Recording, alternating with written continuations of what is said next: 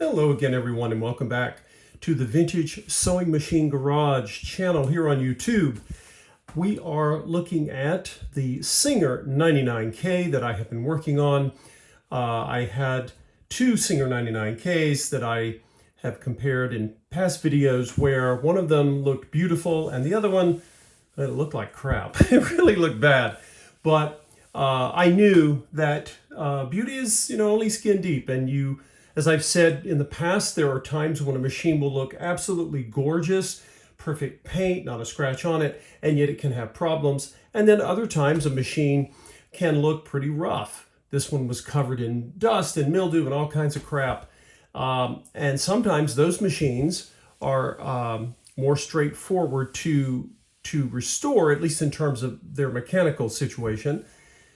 Well, this machine had the worst of both worlds. It had both a lot of aesthetic issues, which can be dealt with, but it also had issues with things like its motor. So today I'm going to show you, now that I've shown how to thread this machine with that bright green thread, today I'm going to take a lavender colored thread and we're going to talk about how to wind a bobbin.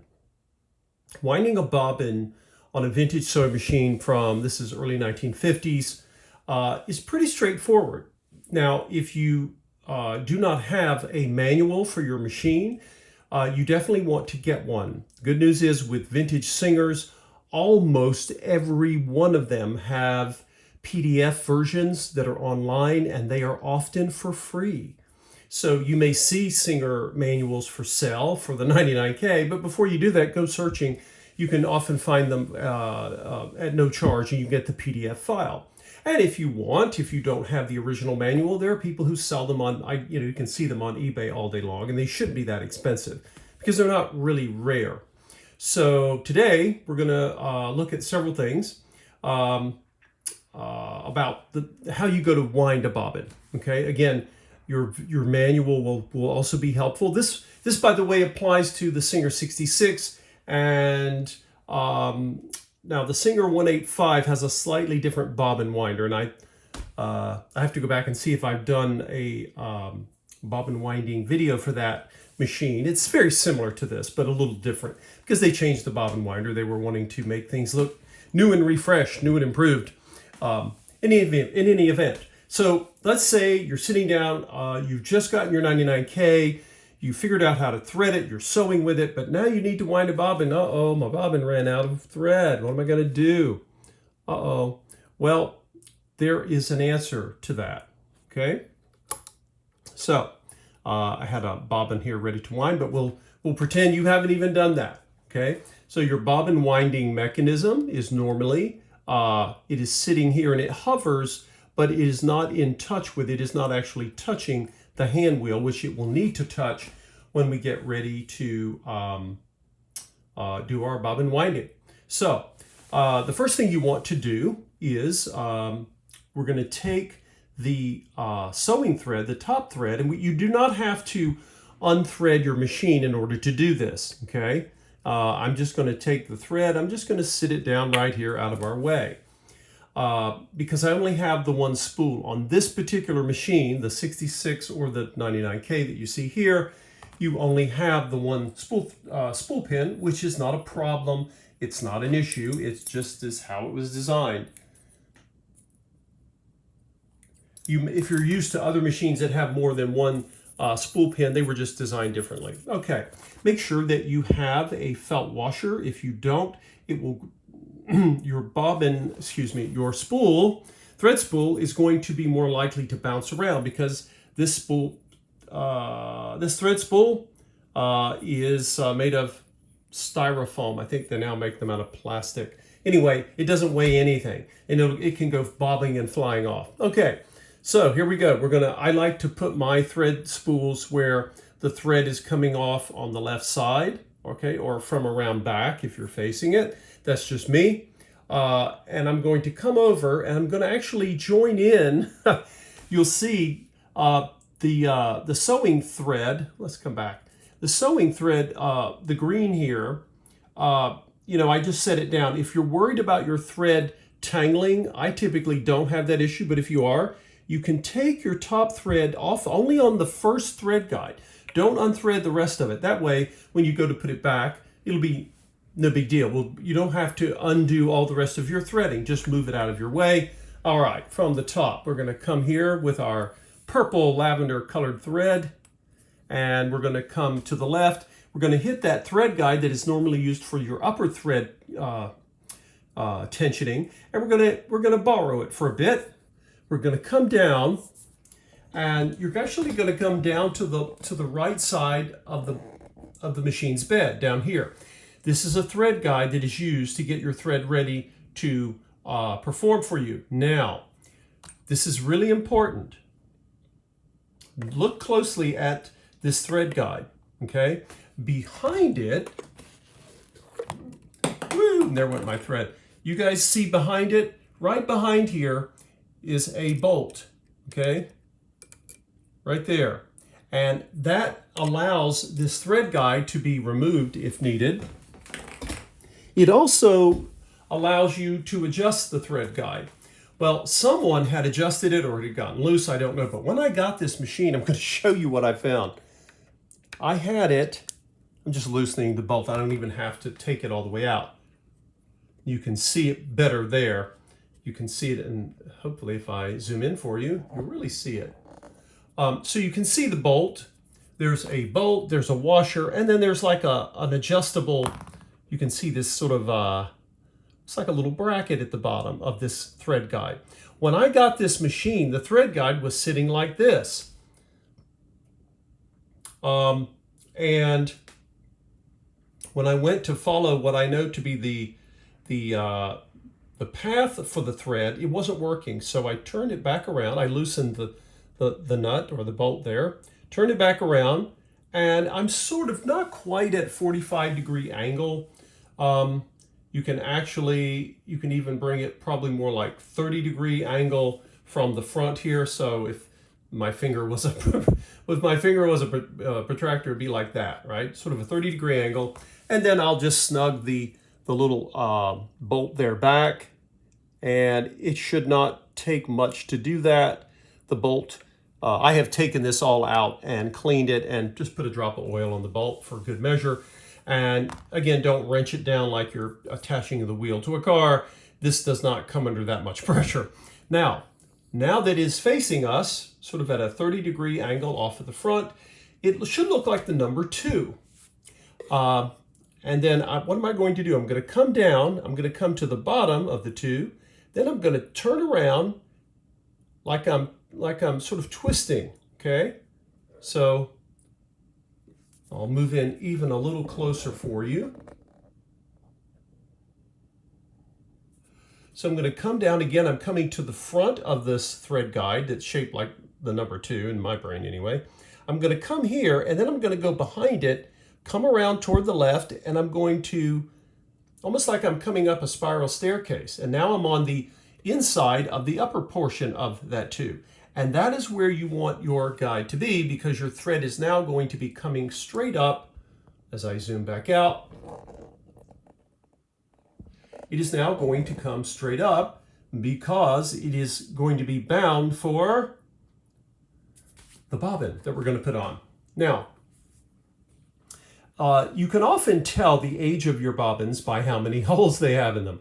This is a Class 66 bobbin. It is vintage. In fact, it should be around the same year as this machine is. They have these wonderful smooth surfaces. They can be damaged if someone steps on them, which has happened to people. I don't see really any corrosion to speak of. And you'll see the one hole here. Now, later versions of these bobbins would end up with multiple holes. But this one has the one hole, and it only needs one. But you'll see that the bobbin has a hole on each side. You say, well, why does it need to have a hole on both sides if it only needs one? Well, we're gonna see that. I'm gonna zoom back in, and let's look at the shaft on the bobbin winder. Okay, notice right there, as I turn it, I'm gonna turn it, see if that will help you guys spot what I'm looking at here. Don't know if I've got the right angle. Right there, there's a little pip, right? There's a little protrusion right here. made of steel. Okay, it's small, but it's there. And that protrusion needs to line up with the bobbin. There's a hole on just one side. You can pick whatever side you want, okay? So I'm going to pick this one, and I'm going to put the bobbin on the drive shaft, and I think I've shown this in other videos before. There you can really see that little protrusion there. It's like a little pin. Okay, I'll call it a pin for lack of a better word at the moment. Now, when I push in, you might think, oh, my bobbin's ready to reload. No, it's not, because your bobbin's not fully installed yet, okay? What we're going to do is we're going to turn. I'm going to turn the bobbin, okay? And pretty soon I'm going to come up on the opening. There's a hole. Remember the hole that I showed you? Okay? That hole is going to have to line up with the pin. So as I come around, watch what happens. There we go. And it sets right in because that hole, the pin is now holding that hole. Now, you're still not ready to wind your bobbin, because if you just start trying to wind, the bobbin's going to do what? Going to fall off. See, when I try to drop things on the floor, it always happens serendipitously. It's a gift. So anyway, you're going to put your bobbin, make sure it's installed on the pin has got the hole in that hole. You've now got it in the right position, but in order to set your bobbin, you're going to push down on this lever. Now, before we do that, we're going to make things easier for ourselves. We need to thread the bobbin. It is not difficult. Like any other bobbin I've ever shown you, when you're threading a bobbin, you always begin on the inside, okay? You don't start over here on the outside of the rim, you start on the inside, okay? Now, see if we can get a nice close-up for you guys, and I want you to really see this. I think I have the right light for it. Do you guys see the little hole on the other side of the bobbin? Remember, the hole on this side we locked in with the pin, or we put in position with the pin, and now I need to get my thread ready to be set for the bobbin. So what am I doing? I'm coming inside the center of the bobbin, okay? Think of it as a wheel with a rim on each side.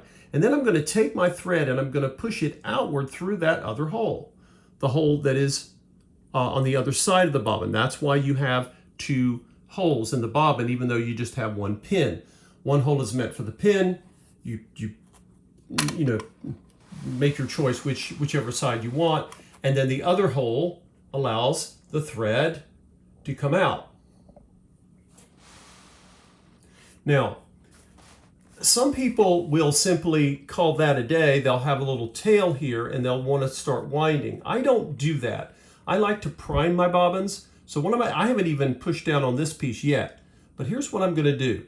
Remember, as with most sewing machines and all singers, when the hand wheel is moving, okay, it's always moving toward you.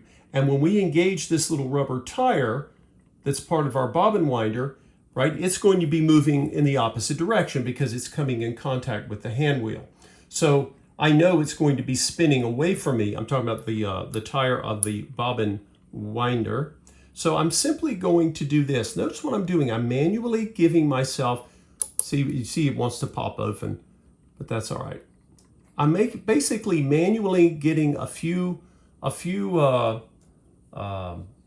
layers of my thread, which is now on the bobbin. You guys can see when I zoom back in. Now that's kind of what it should look like. I just went around a few times, okay? I call this priming the bobbin. I don't know, maybe I just literally, you may call it something else. The point here is that we want to get our bobbin started. We want some of that early winding started. Doesn't take much. Now, what am I going to do before I start winding? I'm going to come over to this side. This, by the way, everyone, this process takes a lot less time when I'm not talking about it, when you're just doing it. So don't worry, it's not going to take you half an hour to do this. But I try to go slowly so that people can you know, listen to what I'm saying. I'm going in as close as I can with my scissors, and I'm going to cut that thread. That's like a tail, like a thread tail. And I'm cutting it because if I don't, that tail is going to have a mind of its own, and who knows what it will do. It could end up causing us snags and thread jams, and believe me, it has happened. So what are we doing next? The next thing we need to do is to come back over to this side, because this is the system that would later be replaced by other mechanical means of doing this when you want to disengage your drive shaft and your needle. You don't want the needle moving up and down while you're using the power of the motor to turn the hand wheel, only to turn your bobbin winder tire. You don't want the needle joining in that game, because that creates a mess down by the bobbin. So this system is a system that has been working for most brands in the vintage machine world since they were created. It's called a clutch knob, okay?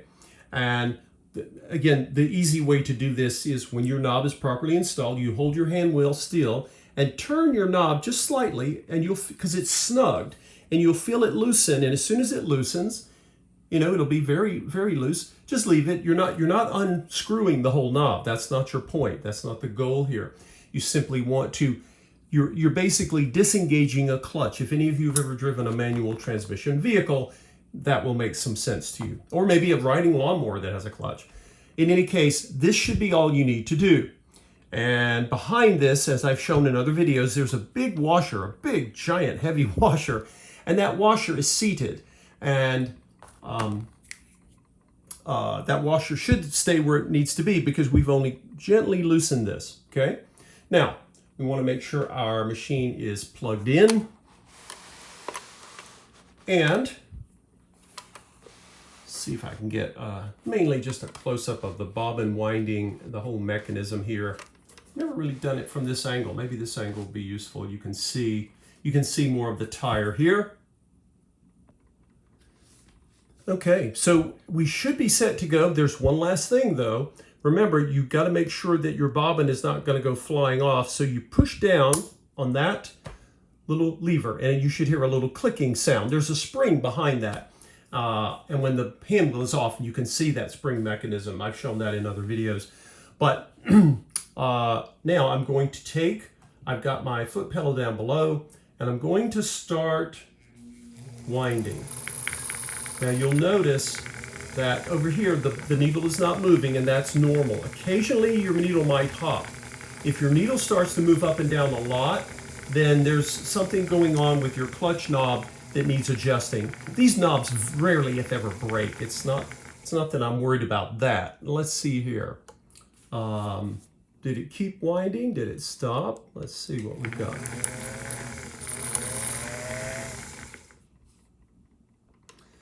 So one of the things I'm noticing is that the thread pattern is all set up fine, but the bobbin winder is stopping. Now, why is it doing that? If I push in, you got to be careful. Do not put your hands in here where the belt and the hand wheel are. Come over here with your left hand. If you're right-handed, that'll help. And I'm going to push down, right, to make sure that rubber tire is engaging. And it's sort of doing it, but it's sort of not. I'm having to push hard here. Now it's kind of winding, but kind of not. Now, take a look at that. That is not how a bobbin should look when you're winding it. So something is not quite right there.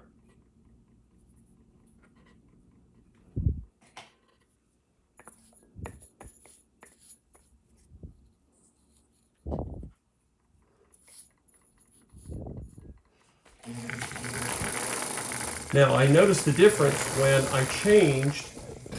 It's now starting to wind. Why is that?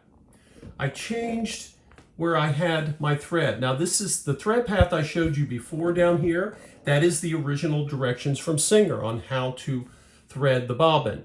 If I only connect it to this piece here, I have basically reduced the amount of tension on the thread, but I still am not convinced that it is actually still not winding properly. It's the rubber tire's turning here, but it's starting to stop and start and stop and start. So that, folks, is not what we need to see. And any of you who sew, you know this very well. So this bobbin winder is a fantastic design. It should work fine, but it's not. So something is amiss. I don't believe it is the actual, changing the use of the thread guide down below. It only helped slightly, but it didn't really improve the winding itself. It just gave less resistance. So what is that telling us? You might have some oil. Now I've got some oil on the tire here because remember I have been oiling this mechanism, trying to get it to loosen up. It's still, it turns better, but it's still not quite right. And I'm really not convinced that it doesn't have something stuck down in there. Maybe an old thread piece. The only other thing that could cause this issue is if it were dropped. But if the machine had been dropped and this was bent, then chances are we'd see a lot more damage on the rest of the machine as well, and I don't. So I'm wondering if a little thread bandit is hiding out down there and I can't get access to it. So question is, what do we do? Yeah, I can wash the excess oil off this tire and see if that will help. However, I'm beginning to wonder if maybe I may have to replace this mechanism, because I cannot and will not sell the machine until it is ready to go. Sometimes I have people who are either experienced sewers or not, but whether you have sewing experience or not, getting a machine that is, it may not be new, but new to you, needs to be ready. It needs to be ready to sew for you.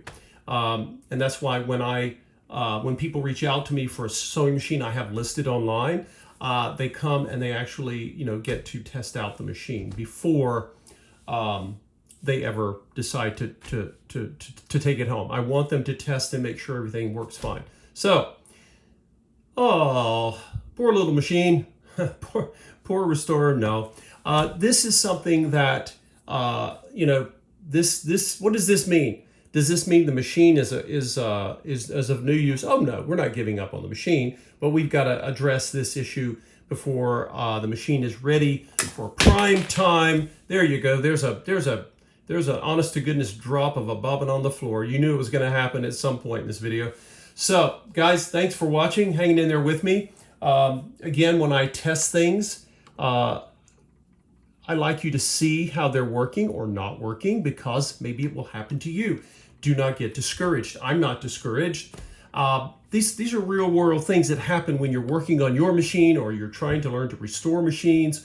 And it's okay. The machine is not broken. It's not destroyed.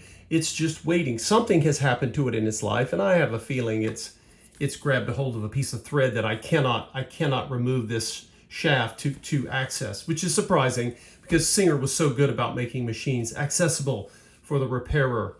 So if you have not subscribed to this channel, please feel free to do so. There's no charge. And if you would like to support my efforts to rescue this and other machines like that filthy, nasty Singer you see behind this one, then please consider donating to the channel. All of my videos and the homepage each have an easy to find link to buy me a coffee. You just click on the link and you can make donations right there at whatever level you deem appropriate.